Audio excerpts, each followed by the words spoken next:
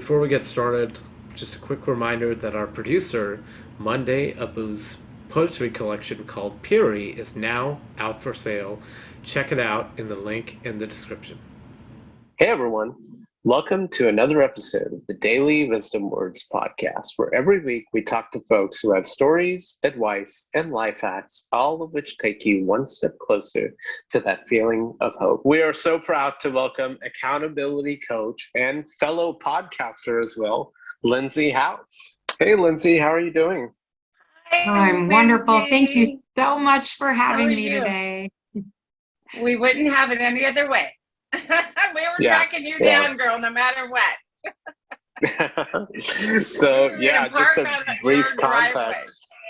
Brief context for our audience. We had a mutual guest. We're all podcasters here, and you had Sharon LaFlemme, who we've also had on 3 times now.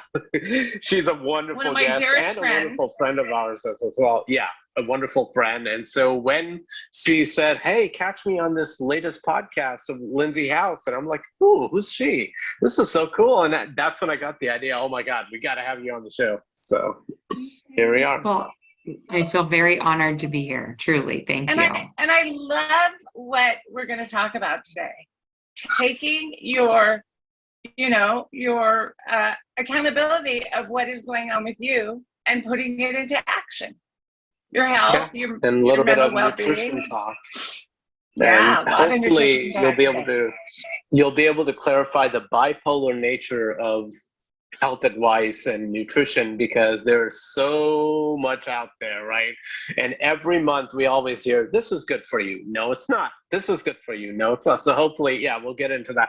But before we do all that, can you talk a little bit about your background and how and why did you become an accountability coach? Yes, I would love to unpack that story a bit because we all have them, right? We all have the story of how and Definitely. where we got where we are today. I came out of school as a dietitian, and as a dietitian, I was consulting in fitness clubs, and they were like, "You really should get your personal trainer's license to fill the slots in between your nutrition consults." So I went ahead and dove into that and almost ended up liking the fitness component more than the food talk. But I love them both. Yeah. And I love that I'm on with both of you today because I feel like the mental component to all of this is just as equal. Like every trainer wishes they had their nutrition and their Exactly. therapy skills, and every therapist probably would love the nutrition and the fitness component. Like we need it all because it all has to coexist together. But one of the things that I really noticed within my clientele was they would say, "I know what to do. I just need to do it." I always felt like I was doing more hand holding, more of the accountability piece than anything else, even than the teaching. So my niche really became more of accountability coaching versus I don't work as much anymore with diabetes, with blood pressure. I still can cover that, but my love, my passion is I know what to do. I just need to do it. Exactly. Yeah. Isn't that like 90% case? They say in all types of coaches in all areas usually say this, right? That our job, the coach's job is to get them there, but they have to be the ones to do it, right? Is that pretty much common amongst across all the areas of health and mind and accountability, that basically you're showing them the direction, but they're the ones who have to make the journey, right? No, Yeah. Yes, no, Neil, I do feel like you're hitting it spot on, and it, it's individualized, period. If we could Yeah. all truly take our journeys and understand that it has to be ours, and it has to be ours because somebody else's doesn't fit. Like we have to listen to our intuition. And I love Sharon LaFlame went with that. It's really Yeah. about we already know the right answer for ourselves. We just have to listen to that. And one of my examples, I'll just give your audience, because I talk in examples a lot. I think it makes a lot more sense. But when we think fitness even, and let's say that one of your listeners goes, I am on a good path. I've finally been getting in more steps. I'm really enjoying walking. And then they talk to their neighbor or a friend who is training for a 5K, or they've started doing Orange Theory or another fitness. And they're like, oh, maybe I should be doing that. They've seen really good results. So they jump ship from what was really working for them because they liked it, and they'd show up to it because they feel like they should do this other form. And now they're not loving that. And so they fall off, and then they blame themselves for not showing up to the gym, to the class that they never really cared about in the first place, but they thought they should care. Mm-hmm. Orange Theory is tough. That is tough. Well, yes, and to some people they love it, right? Mm-hmm. But like to somebody else who doesn't I think if you're that, already there, personalities. Yeah, I think if you're already there, if you're already at a certain level, you know, and you hit Orange Theory, sure.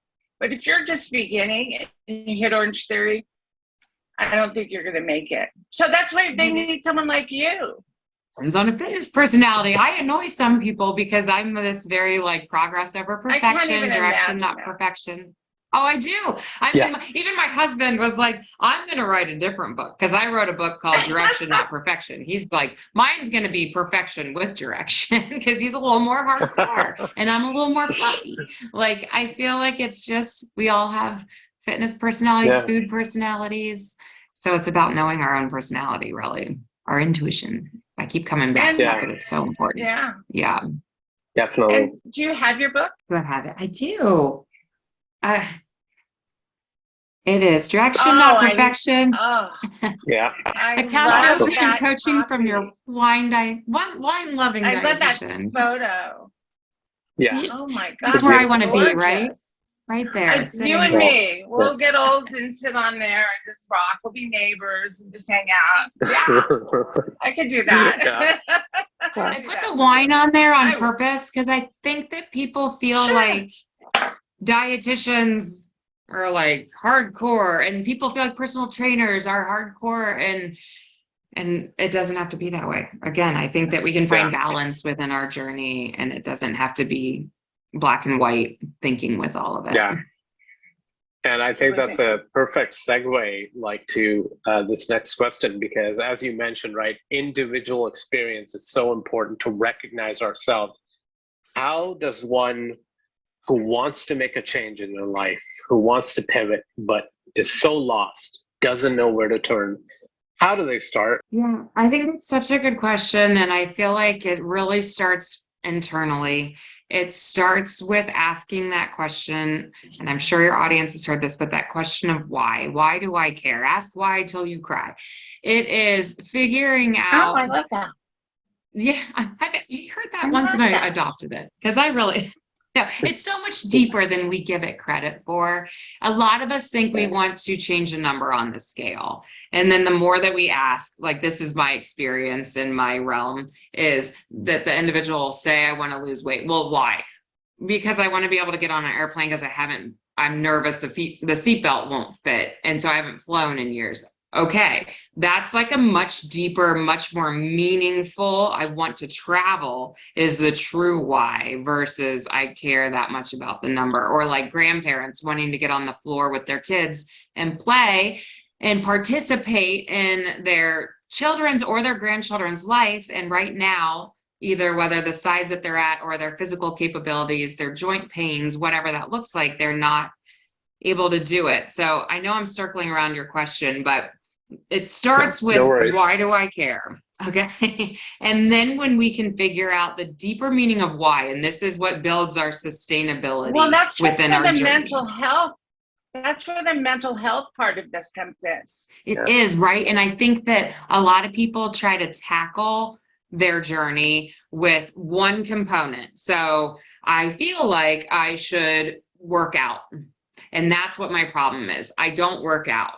And then they work out and they notice that they didn't quite get the results they wanted, or their results weren't sustainable. And then it goes back to what you were saying, Rini, is that, hey, we never tackled the mental component of it over here. We never we didn't change as a person. We just changed a habit for a short term. And then I think the same thing with food. We have some people that down here are going, I just need to meal plan and then it will all fall into place. Well, you started meal planning and now people in your family aren't loving your changes. And so now that's putting up new barriers. And so again, it comes back to the mental component. We have a lot to work around because food changed, but my environment didn't change. My people around me are changing. Mm-hmm. And believe it or not, the people around them will sabotage them. And what's the word I'm looking for? Where they don't mean to. Yeah, not intentionally. Yeah. Unintentionally. Yeah. Because if they're seeing results and they're not getting results, you have to understand why that's happening. Right. Yeah. Right. And again, I think if people can just really grasp, I'm fighting for long term. My end goal, now that I've dug to my why, my end goal is I don't want to be talking about this or thinking about this much in 20 years from now. So maybe if I put in all the work for 2 to 3 years, then I can settle in a little bit. And that doesn't mean that things get to go away. Like we'll forever have to plan around food. We'll forever have to plan in where our movement will work. It just doesn't have to be quite as intense, but as it probably does in the beginning part of the journey. I have a lot of people who are like, oh, am I going to be thinking about food forever? No, but you might need to think about it pretty hardcore for a minute till you get your groundwork laid. And once the groundwork is laid, then we can mentally put it on. It's never about the question that I come in with. It's always about how they come back and dig, and you're like, oh, I wasn't looking at it that way. I wasn't viewing it that way. And now I can settle in and this feels so much better. But maybe I didn't get the answer. It's almost like, Neil, how you're asking, okay, if I'm saying I want to do something and I'm not doing it, where do I start? And this is what's annoying about coaches too, is that people want to walk in and say, give me a meal plan, give me my workout. Yes. If you do that, you won't stick with it because it doesn't fit. It doesn't align with your, with your soul. It doesn't align with what your true needs are, because no one knows that until you work with somebody and get all the background. So I think that if we were taking, I'm sorry to interrupt, but this is something we hear a lot from other coaches that we've had on, right?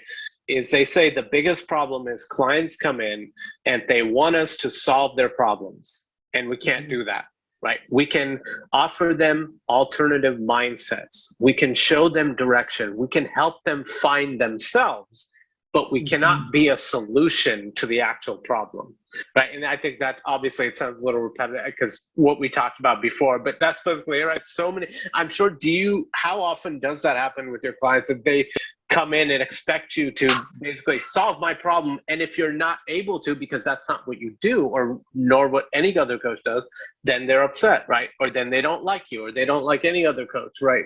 How often does that happen? So it's interesting because I must be a glutton for punishment, because I think that's what I like about, I like that, like there is this capability of the brain work and the changing of, but it's so easy if somebody's coming in for diabetes as a dietitian to teach on blood glucose control, then you are giving the person, what they want, but you shift over into more of the accountability space or the weight loss space. There's we still to this day don't have like a one solution fits all on bringing somebody's weight down or helping somebody gain weight. And so it's again, back to the whole picture, and there's a ton of frustration around it.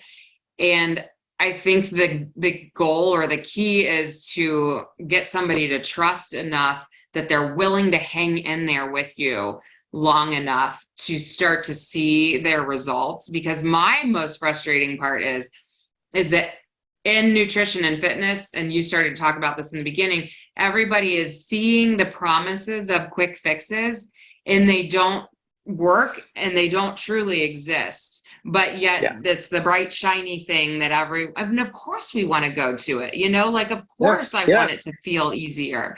And so I think, like, for me and my clients, I have to keep promising them, like, I promise I'm fighting for you for weight loss, but that's not what we're going to focus on. We're going to focus on the brain part. And when we're acknowledging wins, if you can say that something different came out of your mouth, like, I didn't beat myself up today about a food choice, or I didn't stop at fast food and instead I brought something with me. Like, those are the true actionable steps that are truly making a difference. It's just slow. And so it's so frustrating to try to get people, just hang in there with me. If you can stick with it, you'll get there. But we fall off before we get there because somebody else offered something faster, and why wouldn't we choose faster until we realize it didn't work? And then we come back to, okay, well, now I'm back to the slow and steady wins the race, you know, like, you know, you go into an Orange Theory class and they just yell at you, you know, ride faster, and not in a bad way. I mean, you know, they're like hyping, you know, and you're still back there on the training bike, you know? So when they come back to you, they're looking for that validation, and you are giving it to them. And don't we all need validation? Like, I think we all need somebody, our mirror looking back going, you did that, darn it. You made a change. Yes. I remember, like, we had another life coach on a few months back, and she said something very interesting which still stuck with me. She said there's a reason why the fad diets are just that, they're fads. Every few years we see miracle weight loss and miracle, and she said there's a reason why all of that stuff is fads. It's because in the long run they don't actually work unless you put in your end of it in your mental health, right? So would you agree with that majority of these miracle are actually not, anything that claims to be a miracle quick fix is probably just, you know, wrong? Yeah, it wouldn't. Okay, yeah, and I feel like you'd probably say this if you were telling your kids about money. Like, if you hear a phone call or an email that comes in and says you won $500, if it sounds too good to be true, it's probably true. So question it. Like, don't buy into that. And that would be my same advice on these diets. And here's what I want your audience to hear out of me too, because non-judging, total non-judgment of, I truly believe something works for everybody. Okay. Like, you will never hear me bash a Weight Watchers, a Jenny Craig, surgical weight loss. Like, I have seen everything work really well for their own reasons and why it fit into their life and why it was sustainable. And then I've also seen it and really not work for other clients. So I think, again, it's like settling into, if something sounds like it could work for you, even if it feels a little faddish, if it gets you that jump start into finally seeing some results, I'm open to that too. I think that we kind of need all of it. We just need to not have the expectation that it's like, I'm going to give something 60 days and then I'm going to be done and then it's going to be fixed forever. Do you remember when the low fat diet was all the rage and they were getting rid of the good fat? You know, and so that would work for a time, but then you need like avocado and certain oils and stuff like that, and they weren't letting you have that. So of course it's not going to be sustainable, you know? Right. And you're bringing up a great point, because, like, think about now, I feel like carbs have really gotten the highlight and end of the deal and the evil, you know, like a lot of people won't even eat a banana because they've been told that the banana's too high sugar. And I'm like, hang on a second. Let's just take some information and understand that maybe watching carbs is a positive thing, but we don't have to take, because carbs have good things in them for our athletes, for our kids, and even for us if we're moving. So here's the carbs, soda. Oh, there you go. Everything in moderation, right? So almost to completely go back to that question of where do I start, I want to make sure that your audience feels like they have a game plan out of us today and the motivation to stick to the game plan. But game plan 1 would be to discover your why. Step 2 is to who is going to be your accountability source. I know a lot of people use their physicians, which is fine if you have somebody that you love there. It could be a PT if you're struggling with some joint things. It could be dietitian. It could be a coach. You got to kind of pick. I have a client who called this and I loved it, but she had her dream team. I was part of it as being a dietitian. She had a personal trainer. She had a physical therapist. And not that she used all of us all at once. It was just like this rotation of who do I need at this season, this phase of my life to succeed, to really feel well supported. We need support. Right. If you don't have the support there, we will always get derailed. Life will always happen. And that is my promise to everyone. Like, even if you feel like I've got this amazing, I will never fall off. Yes, you will. But it's okay. Like, it's okay. We will. Something either tragic will happen to us or really happy happen to us, or that all of a sudden we chunk down on that priority list and the good habits can go out the window for a minute. But when we've truly changed, the mental health has changed and the want of it has changed, then we know how to come back to it. And I think that's what I'm ultimately fighting for, is more resilience out of my clients. It's the ability to overcome something more quickly so that we're not restarting next month or restarting next year. We're restarting tomorrow morning. We're restarting next month. Like, it's faster so that those damaging things that we do in between the restart don't have the time to affect us as heavily. So true. Exactly. And that's all part and parcel, right? Something I always say, like, and I've started to say this more on the podcast, but I've always believed this, right? It's called being human, right? Making a mistake, falling off track. It's all part and parcel of being human, and we can't stop being human no matter how much we want. We can't, right? So it's always going to be there. There is so much good research out right now for what movement does for our mental health, which maybe you two have already really shouted that out. But just coming from your dietitian and personal trainer, the statistical significant benefits of movement: decreased depression, decreased general anxiety, increased quality of life, decreased stress. Like, when people start to hear this, and if you are dealing with any form of that anxiety, even sad, even that seasonal, why am I missing the seasonal disorder? Depression. Thank you. Depression. Yes. That movement plays into part of the prescription of that, of the healing of that. And if we can start to view movement like that more so than, again, changing a number on a scale, the scale is the side benefit. The brain health, to me, is the number one. It's the, like, heck yeah, I want decreased risk of dementia down the road. I saw a statistic one time that was a 60% decrease of dementia with people who move 30 to 45 minutes, 5 days a week. Like, that's crazy. That's amazing. And a whole different reason to lace up our tennis shoes, is I'm going to go out because I want my brain to work better. Awesome. Like, that to me is way more motivating. Do you think that part of it, at least, not all of it, because I never blame one thing on one source, right? It's never just one source. But do you think that the advent of technology and smart homes and things like that are adding to the point where it's not just convenience anymore, right? We're also getting lazier. And what I mean by that, let me explain. Smart homes are great if you're disabled, handicapped, or if you're really aged and your body just doesn't work. I get it, right? If you're in a wheelchair, greatest thing ever. You don't have to get up and struggle to turn on the light. But if you're an able-bodied, young enough person, or healthy enough, I shouldn't say, because age doesn't have to be everything.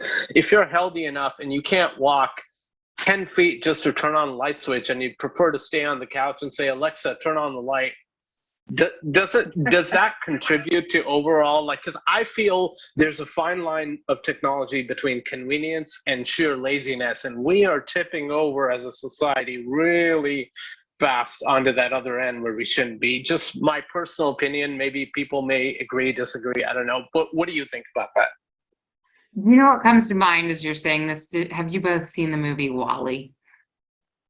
Oh yeah. And maybe Oh, yeah, definitely. yeah. they're like Yeah. up in Oh, space yeah. and all sitting, and they can't walk Yeah. anymore because technology's done Mhm. everything for them. Mhm. And it's like such a Mhm. complete over exaggeration of it. Yeah. Yeah. But there's a course. reality factor that you've brought in with that question, Neil. And where my brain goes with it is that you're right. It's not an evil thing that our technology has Right. brought on so many Yeah. good things. It's more of, it always comes back to awareness, that we're very aware, or we need to be aware, that we have natural movement that has just been taken out of our lives. And sometimes it's really Yeah. good. It's awesome that things have been simplified. But Yeah. where are we going to replace it? So Yeah. if we're not doing the natural movement, then we need to be a little more conscious about where else am I going to be able to fit that in my day? And it comes back to, I like pedometers sometimes, most times, of keeping track of like how many steps we're doing, not because I think we all have to hit the 10,000 every day, but more so to be like, oh, I'm only getting about, on a work day, if I sit in front of my desk, I'm only getting about 2,000 steps. So where else am I going to replace some extra movement? So it's kind of like gentle thinking with it, that it's all very loving, like, and you had even mentioned, you're like, lazy. I don't mean lazy. And it's right. Like, we have these words that immediately give somebody else a feeling of like defensiveness. And accountability can actually be one of those words. We don't want somebody telling us. So it's kind of like reframing some of our words to just, how do we build things in, and also understand that everyone's at a different, whether it's a disadvantage or an advantage of why we're able to do what we're able to do in the day. And just making sure that we're real with it and excuses aren't coming in, because we probably have a way to work around it, but we might need that gentle help to figure that out. And then to be very aware if we're not moving, because that's scary. And if getting up to turn on a light switch was part of our movement and now it no longer exists, like, where are we going to replace it? You're going to end up being Wall-E in space. If you don't get it, if you have Alexa turn on your lights for the rest of your life, you're going to end up being Wall-E in space. Yeah, you're going to be in that wheelchair. It's never a just move. Just do. Why aren't you doing it? And that's why you have to have the mental health component in the plan, in the overall health plan, or else, I mean, how offensive is it to somebody who's struggling with mental health to hear a personal trainer or a doctor say, just do it. Just get up, pick yourself up by the bootstraps, and go work out already. Quit being late. Like, there's so many onion layers that need peeled there that. Right. But we need to keep educating, and that's why I love your podcast. We need to keep educating everybody. We talk so much about everything being, subjective and what works for you, right? And finding your right path. Are certain things like we read about, especially when it comes to our mental health, like brain foods and things like that, do they exist? How accurate is that when we write about take this for not necessarily diets and fitness and weight, because that all depends on your body type and a lot of other factors, but is there like things like brain foods, and how effective are they for our overall mental well-being?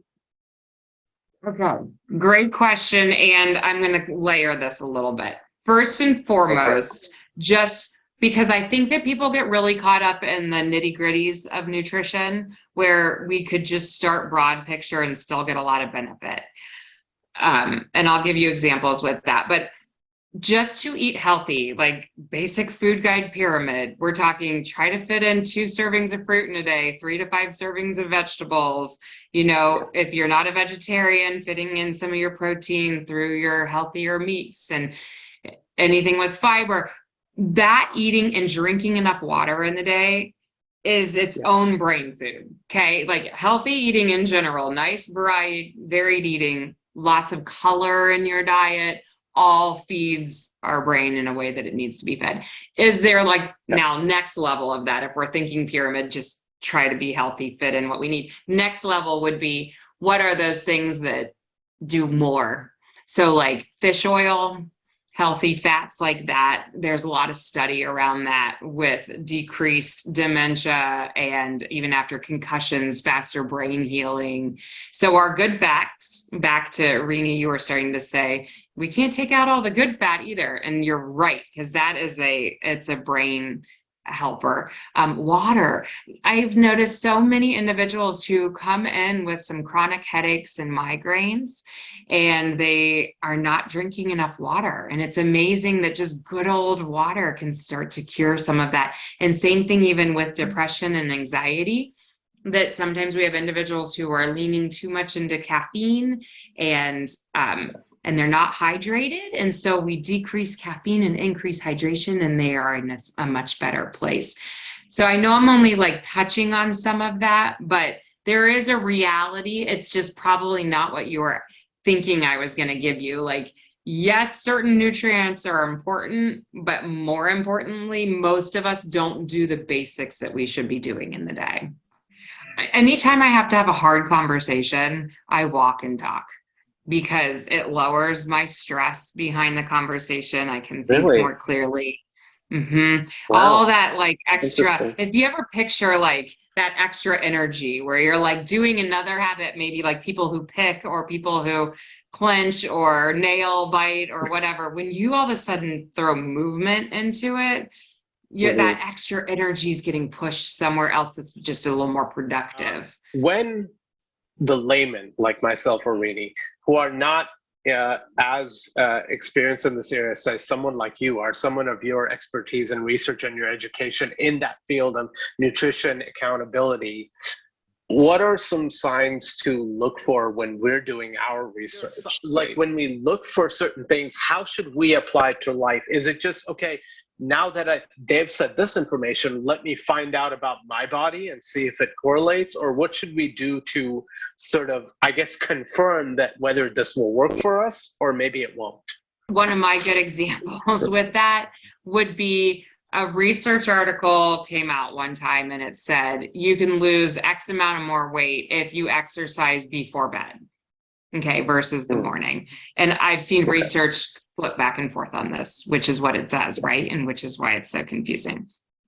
And so that became a constant question that was coming up for clients. And I was like, okay, first and foremost, would you exercise right before bed? Like, so you're always checking back in with yourself. Like you're being your own advocate always and saying, first and foremost, do I think I could do that? And if the answer is heck no, which would be mine, by the time it is evening and my kids are home from sports and school and right, like I'm not working out at night.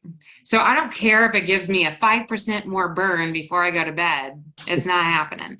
But that's me. Right. And so we check in, and if that doesn't make sense, then it's not for you. And it also is one of those things that I feel like when I said nitty-gritty detail earlier, this is exactly what I'm talking about. We could have had a great morning workout routine happening. An article tells us to work out at night. Now, all of a sudden, we feel like we're not getting any benefit from our morning workout when we have to work out at night, when that's not the case. It's just saying that there's like a percentage more that's working for us. Same thing with like if we do resistance muscle training, we can burn more energy at rest. We can burn 5 to 10 more calories at rest. So is muscle training good? Yes. Does that mean if you're not doing that and you're only doing cardio, then you're not doing anything right? No. No. And it's really like taking all this information and always bringing it back to the basics. Like I will forever tell you, you can never go wrong if you are moving and you are trying to fit in healthy foods in your day. You are automatically doing something right. Could we nitpick it? For most people, they need to start so basic and don't worry about any of it. Like if you're like, pay attention to if I'm just moving more and if I'm just trying to add in fruits and vegetables for probably, I shouldn't throw out a percentage because that's not facts, but I was going to say 90% of us could just benefit from just doing the Adding basics. water. And then once the basics stop working, so let's say that we are fighting for weight loss and we add in more fruits and vegetables and we added in movement and we saw 2 to 5 pounds of weight loss, and that worked for us for a couple of weeks. Okay, once we hit a plateau, then we go, now what do I think I could nitpick that might make that next 5% change? Well, I've been walking 5,000 steps. Maybe if I do a walk jog, that could be my next small change. Or maybe if I do longer, or maybe if I try a day in the gym. And then once that change kind of either feels more innate or runs its course, then we nitpick the next thing. Well, maybe I'll take out fast food one day in my day. And that's kind of how I work with clients and goals. It's very like, what am I willing to change? And then if we've hit the plateau, then we nitpick. But I think everyone generally goes right towards nitpicking first. Do you two use the word decision fatigue? Is that, and does that flow out of your vocabulary? I don't use that word, but why does it sound so familiar to me? I know. I'm sure it goes on constantly.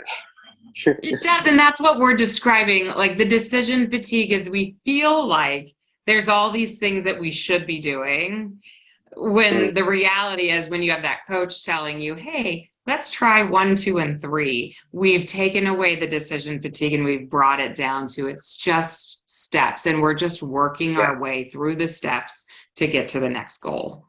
I love that, decision fatigue. That is my new favorite word. Words. Plural. It's ironic you brought up sorry, let me get this. It's just ironic when you brought up the whole one article said exercise before night, and I actually must have read that somewhere as well, because I asked my counselor who I see for clinical depression, and he said don't do it. For me personally, just for me, he said I would not recommend that, because my condition is such that I need to calm my brain as I fall asleep. And he said when you exercise, your adrenaline starts pumping, the endorphins are, and that, he said, before you go to bed, that's the last thing you need is let's go. So he's like, don't do it, not for you, maybe for someone else it may work, do not do it. And I'm like, okay, I get it, I won't. So I just remember that when you brought that up. So yeah, you bring up a really good point though too, because depending on back to our individual why, you have a specific reason why you would have needed to question something like that more, but only you would know that. And I think that a lot of times clients aren't their own advocates. They just hear it and the professional said it, and so let it be done. Like So I am making a decision right now, and I am not going to be fatigued about this. You, my lovely friend, are coming back, because this has been a wonderful, fascinating conversation. I've learned so much from you. Tell us where we can find you, your website, social media, your podcast. Yes, I would love to. Health Accountability Coach, all one word.com is my website. And if you jump on there, I currently have a little blurb that comes up that you can dive into my free Facebook group. And I'm really good about interacting personally with my followers for the questions that do pop up. And I feel like it's just a really supportive network. So you can come seek me out individually there. You can also go to Direction Not Perfection is my podcast show that I host. And that's on everywhere that you can find your podcast. I love you. I think you are a wonderful human being, and you make this world a better place just by being in it. You are both wonderful. Thank you so much. And I would be so honored to come back anytime. Okay. We'll stay in touch for sure. So hold up that book again. And one tell more us time. Where we can get it. Please tell us where we can get your book. Can you hold up your book? You can get it on Amazon. Yes, you can get Direction Not Perfection on Amazon.com is the easiest. And I'm working on an audio version right now, because I think we live in a society where you mentioned walking and listening to podcasts. My hope is to tell you where to find it on audio within the next year. So Fantastic. There you go. And Yeah. there you go. So, okay, kiddo, Yeah. you have a wonderful day. Yeah.